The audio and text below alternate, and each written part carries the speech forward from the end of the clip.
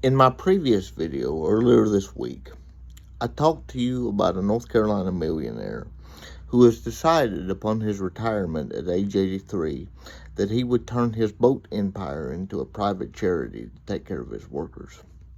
That's a beautiful story. It's an inspirational story. I'll link it if you're watching it here on YouTube in the description of this video if you'd like to check it out. And if you're watching it on TikTok, it's the last video I did. But only under a capitalist system is that kind of wealth generated, my friends. Only under a free market system do we see that amount of prosperity and generosity, because capitalism allows for people to better themselves.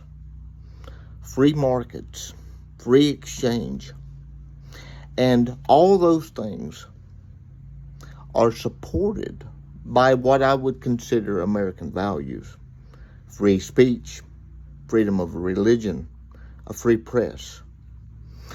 And yet, we have people in this country, in particular on the political left, who think that socialism and communism is the way to go. I'm not here today to talk to you about statistics and facts, because I do not believe that there are a lot of people who would listen to them, even if I were to quote them. But I'm here to show you a bit of footage and to talk to you about journalist Nick Shirley, who is a citizen journalist who recently went to Cuba and documented the horror of a supposed communist paradise. In Cuba, he was essentially chased out of the country. Why? Because all he did was take a camera and try to talk to individual citizens in Cuba about what was really going on. It's a fascinating and shocking 30-minute video that I will also link in the description of my YouTube video. But I want to share with you a clip, and then I want to continue talking about it. Listen to what this Cuban citizen says about the conditions of the Cuban people, and what he would even like if the U.S. intervened and took over Cuba. Because this citizen actually thought that the life of the average Cuban would be better off if that happened. Take a listen to this, and I'll continue talking to you about it, because it's fascinating. What's your opinion about communism? El comunismo es malo. And why is it bad? ¿Por qué está mal? No está malo, no hay comida aquí. ¿Qué fue el cambio después de Maduro fue capturado? No me ataques. No? Yeah, they can't talk about it. It's kind of interesting asking about these political situations that you could talk about in the United States completely freely, but a lot of people are timid, and you have to respect that because you don't want to put them in a bad situation. Now, that gentleman that you saw in the beginning, who was talking about communism being bad and the lives of the Cuban people being bad under communism, goes on to talk about how he would rather the United States of America get involved and liberate Cuba, because the lives of the Cuban people would be better off. That's not from me. There are several people in the video who echo that same sentiment. But many of the people that Nick talked to were afraid to even comment, as you saw, because they were afraid that the Cuban government would put them in jail or confiscate their homes or take their food away. The food of which there's very little to go around. In fact, there's one individual, the one that I was speaking of earlier, that rails against communism for several minutes about how socialism and communism is evil. When Nick asked him about the people in the United States of America that think that socialism and communism is the way to go, and then he asked him, what do you think? What's your message to those people? He just comes alive with a visible anger of how stupid can you be? And he said, that he hadn't tasted an egg in over a year, that their entire salary, a year's salary, couldn't buy rice or beans or chicken or even cooking oil. And that was the conditions that the Cuban people live under. He goes on to say that the only people that you will find in Cuba who say that communism is good are part of the Castro family, or people that live off the government. But the average Cuban citizen hates communism. And you see that theme throughout the entire 30-minute video. Eventually, the Cuban government found out that Nick was in Cuba. And they found out that he was documenting the situation around the country. What did they do? They sent spies out to document him.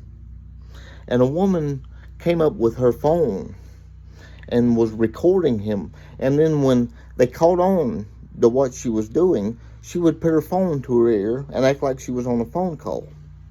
Then a 2-star general comes up to him later that night and interrogates him for around 10 to 15 minutes, asking what he was doing in Cuba, who he has talked to, what he may or may not have recorded. Mind you, they took most of his equipment when he first arrived in the country, and he had to get the hell out of there quickly because he knew that the Cuban government was actually after him. He didn't even trust that the 2-star general he was talking to begin with, who said that he was going to send a taxi cab to pick him up to take him to the airport, who promised to let him go free. He didn't even trust that he was being honest. For all he knew, they could have thrown him and his security guards and his other companions that he brought with him in prison. Those are the conditions that the Cuban people are under. Those are the conditions that would be brought to the United States of America if we tore up the Constitution, if we did away with the free market. And the fact that there are people on the political left in this country that think that's a good idea is disgusting. There is no freedom under a socialist or a communist dictatorship. You see in the video the cars. There are no cars in the communist state of Cuba that are newer than 1959. They don't know what a BMW is. They don't know what a Tesla is. Because you see, when Castro took over and nationalized all the industries in Cuba, there was an embargo, and then people stopped doing business with the Cuban government. So they have no innovation. The infrastructure of the country is completely dilapidated, and people live in extreme poverty. They cut the lights off at random times during the day. There is no education. There is no health care. Everything is shit because the government has taken it over and nationalized all the industries. And yet, you have a faction of people on the political left in this country that think that that's some sort of paradise. Look at it with your own eyes. I dare you. Watch this video. This is not right-wing propaganda. All Nick Shirley is doing is going into the country with a camera and documenting how the Cuban people actually live. And he could have been thrown into prison for it. Thank God that someone has the courage to do the right thing, even when it could have cost him everything. I would love if I had the opportunity to talk to Nick Shirley about things that maybe he didn't document, that he saw. People need to see this. This is not statistics or something out of a textbook. This is the real life of people, citizens of the world. And no one should live under anything like that. The worst part, my friends, is that it was created. It didn't have to be this way. But the funny thing is that when you talk to people on the political left, what they will tell you is that there are people at the tip top of society who control everything, and that we are the ones, the average citizens, who suffer. It's funny, because that's exactly what the people of Cuba in this video described. Under communism, nothing happens except the rich get richer and the poor get poorer. Don't fall for the propaganda. I just wanted to take some time and shine light on this. Everybody needs to see this video. And so that's why I'm talking about it today, because it's not statistics. You can see with your own eyes the horrors of communism. Do me a favor, watch that video. I'll link it, as I said, in the description of my video. Like this video so that more people see it.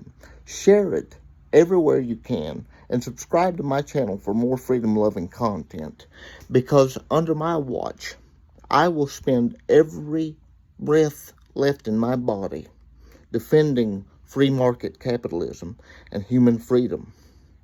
Communism is anti-humanity, it is anti-freedom, and everyone in the free world should be appalled by this. I'll see you in the next video. And God bless Nick Shirley. He's out there doing the Lord's work and reporting the truth about many things going on, not just in this country, but around the world. And I believe trying to use his gifts to make this country and the world a better place. God bless him, and God be with him, and God be with you.